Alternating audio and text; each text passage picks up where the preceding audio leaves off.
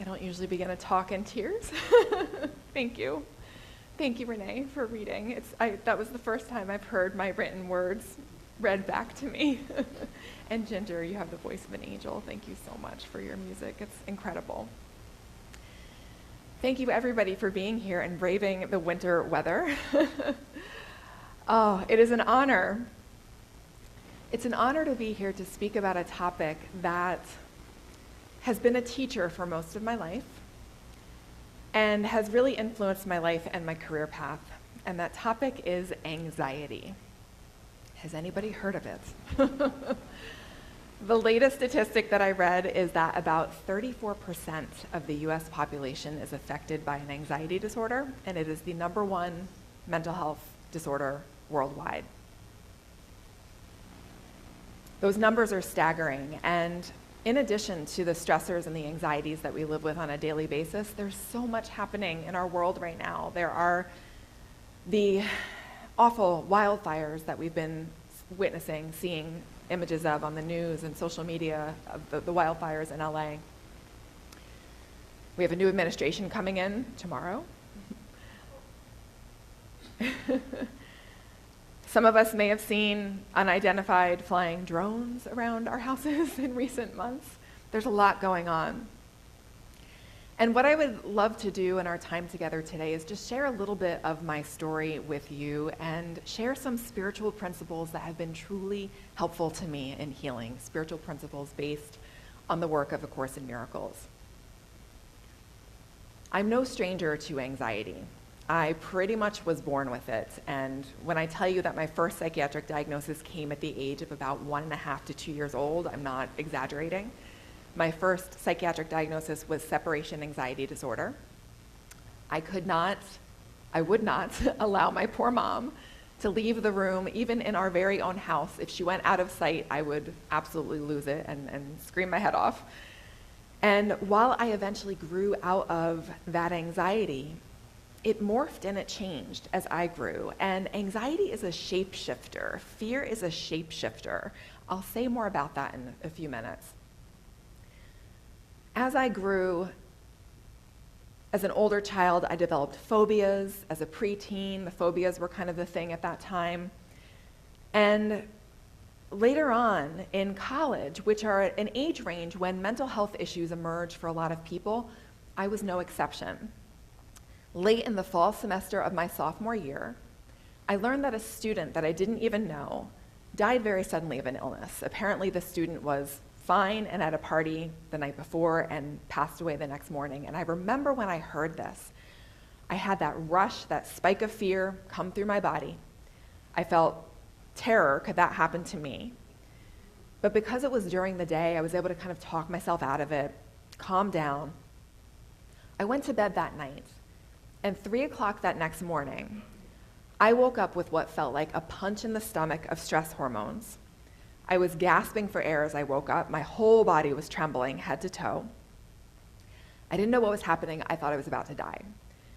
And I climbed down the ladder of my bunk bed, hoping to not wake up my roommate who was asleep in the bed beneath me. And I grabbed our room's phone. This was before cell phones. It had a wire. I pulled it out the door and went into our suite's bathroom. And there on the cold tile floor, shaking uncontrollably from head to toe, I dialed home. Now, the apple doesn't fall far from the tree in terms of sleeping habits. My mom and I really like to blot out noise. So white noise maker, air filter, earplugs, we've got it all going on. But miraculously, early that morning, through all of that, she heard the phone ring. And she picked up the phone, and she instilled hope in me that we would find help. We determined I was not dying, I was having a panic attack. And she said to me, Corinne, she's like, I know you haven't wanted to hear about this book that I'm into called A Course in Miracles, but I really think it would help you. It's all about learning how to find the peace that is your birthright. Now, up until that point, literally, when she tried to talk to me about A Course in Miracles, I would stick my fingers in my ears and I would say, speak to me in English like you used to. I'm not interested in this spiritual crap. I was a real snot. But this time, it was different. I was at my rock bottom on that cold tile floor, shaking from head to toe. I was willing to try anything. And in addition to getting back into therapy, I said yes to A Course in Miracles. And shortly thereafter, when I was home, she gave me my first copy. And I opened up that book, and I read the first few lines. It said, "Nothing real can be threatened. Nothing unreal exists. Herein lies the peace of God." My logical mind went, huh? What does that mean? But something in my heart stirred. Something in my heart said, yes, there's something here for you. And I knew at that point that this was a pathway for me. Now, I mentioned that fear and anxiety are shapeshifters. What I mean by that is that if we're not working to heal anxiety and fear at its source, which is our belief in separation from our loving source, our belief in separation from each other, if we're not working at that level, we might be able to tamp down our anxiety and our fear over here, but it's free, it's like a leaky pipe. It's free to come back and spring a leak somewhere else. And how do we do that? How do we transfer that learning from believing that we're separate, believing all of this, to learning that we're not separate from our loving source? That is the spiritual pathway. That is the walk that we're walking, and it's a journey. It's not an easy fix. It's not a one-time event. So before I share some lessons from A Course in Miracles with you that have been truly helpful to me in healing anxiety, I'd love to actually read a parable from the Bible. It's called The Wise and Foolish Builders. These are Jesus' words. It says, "Therefore, everyone who hears these words of mine and puts them into practice is like a wise man who built his house on the rock. The rain came down, the streams rose, and the winds blew and beat against that house, yet it did not fall, because it had its foundation on the rock. But everyone who hears these words of mine and does not put them into practice is like a foolish man who built his house on sand. The rain came down, the streams rose, and the winds blew and beat against that house, and it fell with a great crash." I love this parable because it speaks to where are we planting our roots? Where are we looking to establish our foundation? Is it in this world, or is it in our loving source? Is it in spirit? One of them is the equivalent to building our foundation on sand, and the other is equivalent to building our foundation on rock. Which is it going to be? How do we do that? Again, that's the spiritual pathway. That's what we learn through every choice that we make, every step that we take. I have an example in my book, From Anxiety to Love, which, by the way, is available in the back. And in the book, I talk about how, has anybody ever been in a fun house? I don't know if they have one at the Atlantic City Boardwalk. We've had one, I don't know if it's still there, but at the Point Pleasant Boardwalk. If you've ever been in a fun house, there's usually a room that has a floor that sways. It doesn't stay still. It's moving in different directions, and you have to walk across this floor to get to the next room. Trying to find stability in this world is the equivalent to trying to find stability on a moving, swaying funhouse floor. We can get better with practice. We can find our center eventually with some practice, but it's very easy to get knocked off balance. It's very easy to get knocked off balance. So again, the spiritual journey is about learning how to establish our roots in source, in God, in spirit, to find that foundation, to find that safety.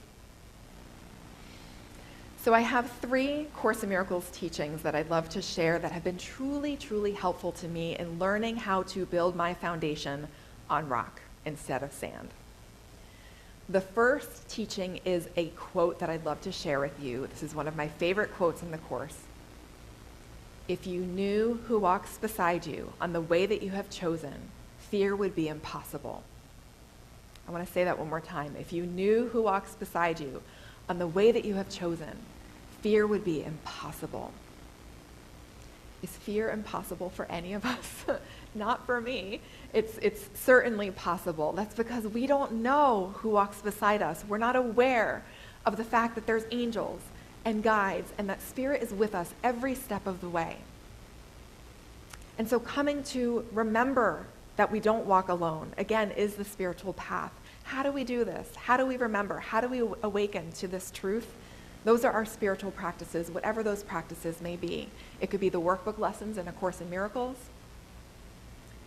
Whatever our spiritual practice is how we wake up to the truth that we don't walk alone. And in my second book, which is called The Clairs for Course Students, and by the way, it is a free download on my website. I'm offering this one for free. In this book, I talk about the clair senses. Now, let me back up for a moment before I define the clairs. In A Course in Miracles, the Course is teaching that we're dreaming. We're not actually separate from our source. We just think that we are.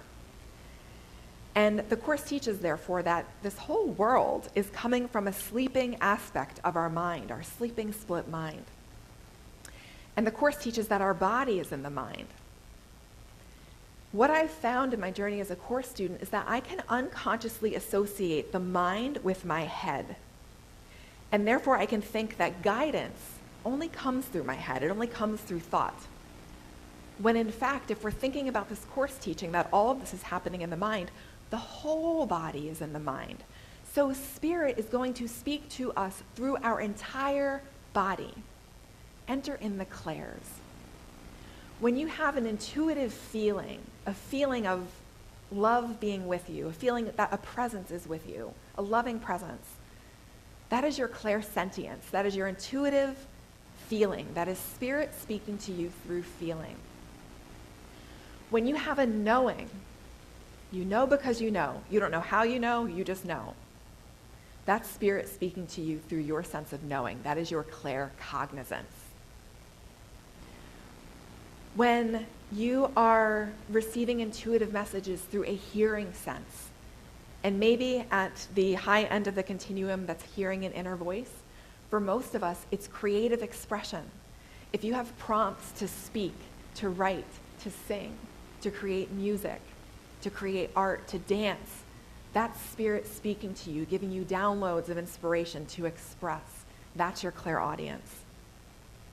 And your clairvoyance is when Spirit speaks to you through pictures, through images, through impressions, through your mind. Even the ability to perceive the big picture, to see above the battleground, so to speak, as the Course says. That's an aspect of your clairvoyance. And as you tune in and get more comfortable with your intuitive guidance pathways, these are ways to learn that you do not walk alone. Because if you knew who walks beside you on the way that you have chosen, fear would be impossible.